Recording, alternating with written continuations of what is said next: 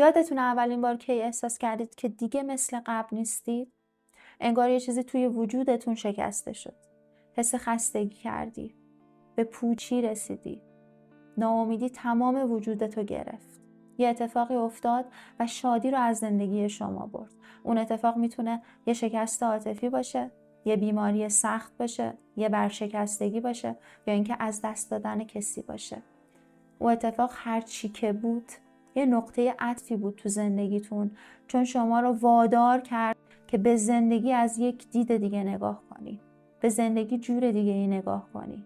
و از اون لحظه‌ای که دیدگاهت نسبت به زندگی عوض شد، تغییر شما شروع شد. یه جمله تو کتاب انسان در جستجوی معنا هست که میگه انسان در هر شرایطی، حتی سخت‌ترین شرایط و بی‌معناترین شرایط، میتونه با یافتن معنا در زندگی زنده بماند و امیدوار باشد. شاید شما نتونی آدم سابق بشی.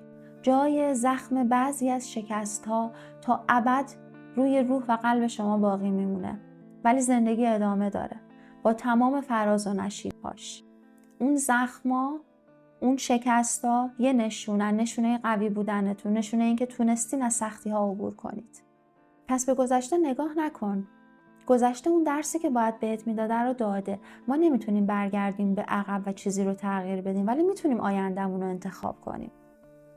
پس تمرکزتو بذار روی الانت، روی هدفات، روی خواستهات، روی آرزوهات و در لحظه زندگی کن. اونجوری که سهراب میگه زندگی را باید زیست، عشق را باید سرود، هر چیز را باید از نو آغاز کرد. جوری الانتو زندگی کن که وقتی تبدیل شد به گذشته افسوس نخوری.